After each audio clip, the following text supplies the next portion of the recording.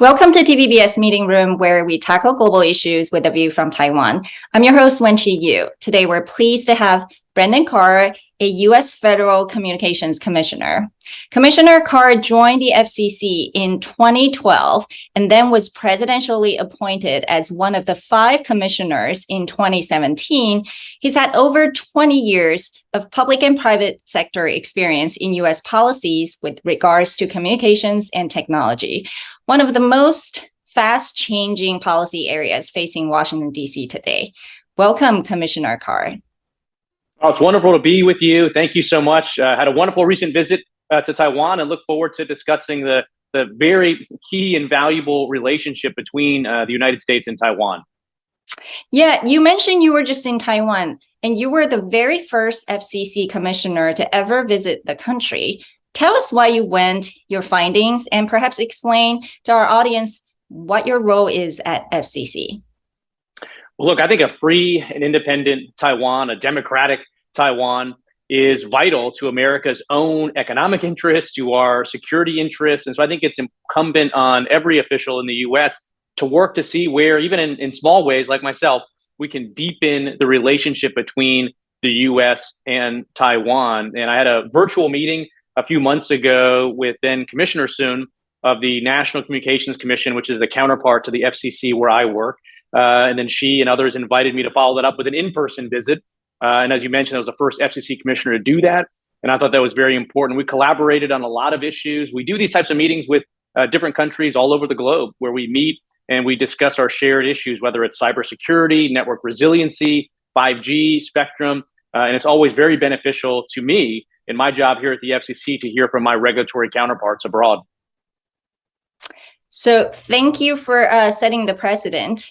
You recently spoke about banning the popular app TikTok.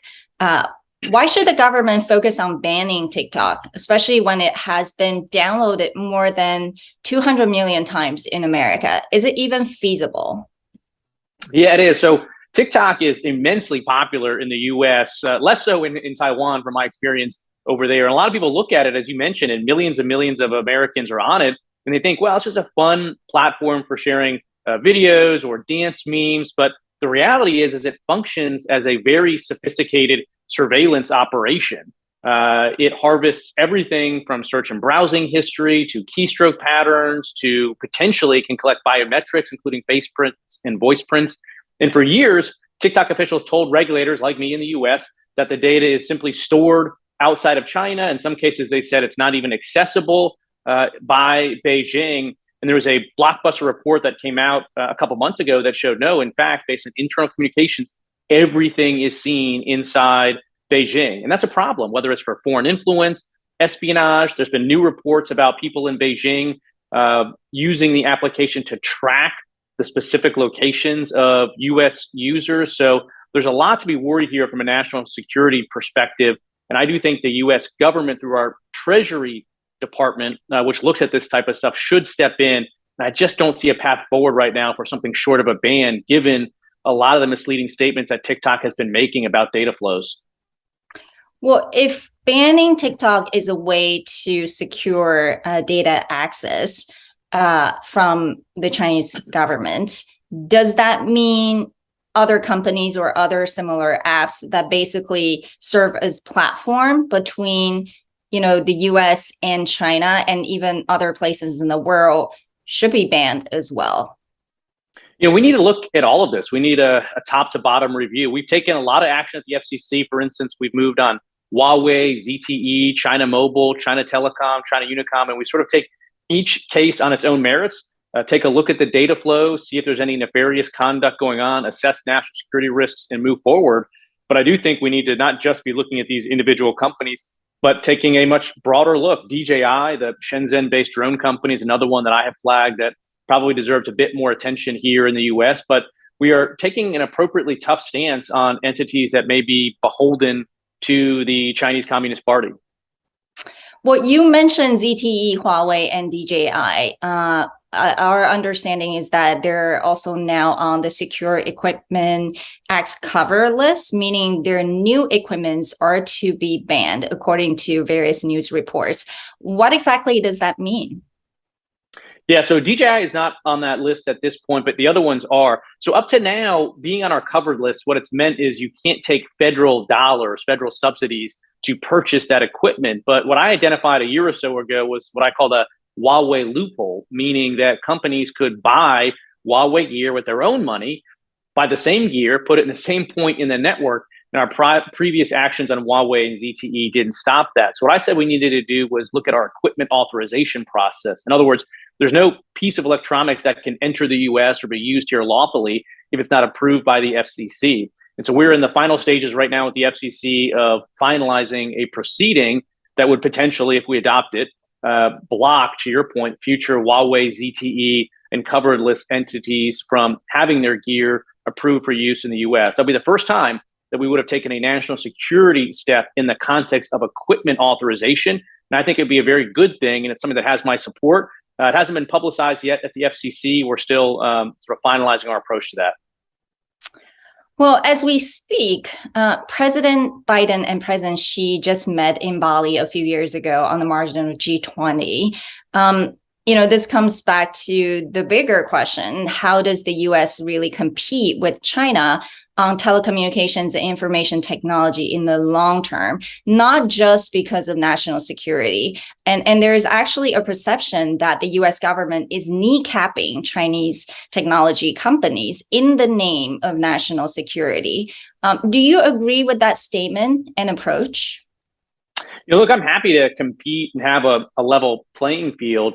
The reality is, though, what we've seen to date with Huawei, with ZTE, with similar entities is very nefarious conduct that involves national security threats. And so all the actions we've taken to date right now have been limited to that extent. But there's more that we need to keep doing. We've recently taken actions on chips to make sure that we don't have advanced chips flowing into Beijing for potentially use for nefarious purposes. I think we also need to take a look at access potentially by Beijing to US-based cloud computing services. At the end of the day, if you cut off the flow of advanced chips to Beijing, they're going to look to replace a lot of that computing power for AI and other activities with access to cloud-based computing. So I think we need to pair some of our action on the chipset side with some of our action on the cloud side. But look, I think reciprocity is a great place to start for international relations, in given all the limits that are in place on Beijing with U.S. entities doing business.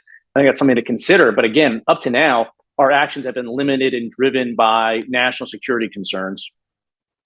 Well, some in the private sector, especially, sort of after the most recent export control policy coming out of the Commerce, some have argued and questioned whether this kind of approach can really be effective, or would it actually compel China to double down, investing in its own technological advantages and be less reliant and more independent in the future.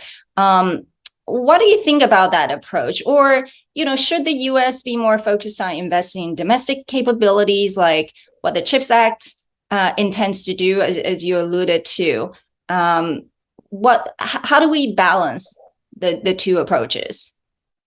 It's a good question. When I was in Taiwan a little while ago, I had the opportunity to visit Hsinchu and see a lot of the heartland of Taiwan's semiconductor industry, and these were a lot of concerns that were raised. In my view, at the end of the day, Beijing is going to be working to develop its own independent chip manufacturing capacity, its own independent cloud-based services, its own independent AI operation. And so I think to the extent that we can, cut off some of the flows of chips and others to Beijing, I think it's a good thing, because at the end of the day, Beijing is already working to stand up its own parallel system here. And I'm not sure why we should be aiding them and accelerating that transition. But to your point, we also need to be diversifying and investing. Right now, 90% of the world's advanced semiconductors are produced right there in Taiwan. And I think that's a good thing. I think the work that Taiwan's doing right now is irreplaceable in terms of the ICT supply sector. There's some diversification going on. TSMC is opening up increasingly advanced operations actually in Phoenix and Arizona in the US. And I view that all, though, as complementary to the job that's taking place right there on the island. Well, shifting to another important debate in America, Section 230 of the Communications Decency Act that generally shields website platforms' responsibility with regards to a third-party content, meaning platforms like Facebook or Twitter can say they're not responsible for the content on their platforms. There's been a lot of advocacy to change that particular regulation due to bots, disinformation, misinformation, and some even cite foreign interference in US elections. What is your view? Well, if you look at Taiwan as an example, it has such a bright, vibrant, competitive news and journalism industry. And the idea there is we fully embrace free speech. And I think that's what we need to do in the US. And when it comes to Section 230 into internet platforms, we have the concentration of control over speech. And we see a lot of censorship, including of political views.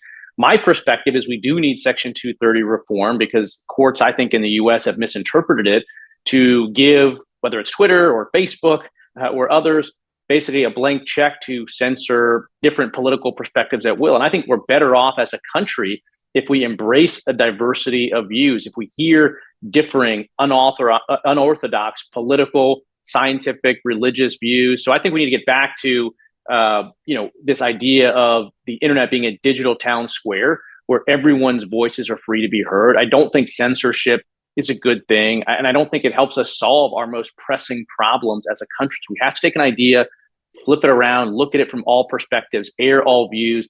I think that's how we solve problems. So I think we have work to do in the US on Section 230 reform to ensure that the internet continues to be home for a diversity of views, not just those that reflect the companies that own a handful of these internet platforms. I think on that, US and Taiwan have a lot to share with each other because Taiwan also, during presidential elections, faced a lot of sort of suspected foreign interference coming from mainland China. Going back to the question of the US, how do you view Elon Musk's purchase of Twitter? How is it going to change the landscape of social media and freedom of speech? Do you think President Trump will return to Twitter? What do you think?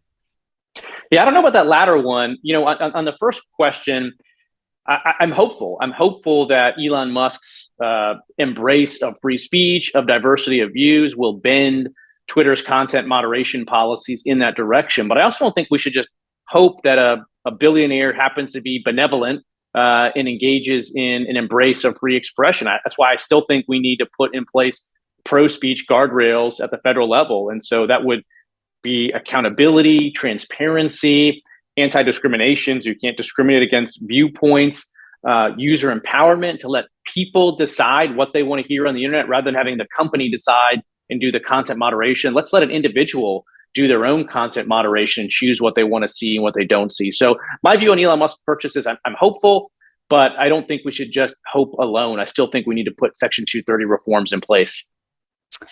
And do you think President Trump should return to Twitter? Do you think banning him was the right decision by Twitter?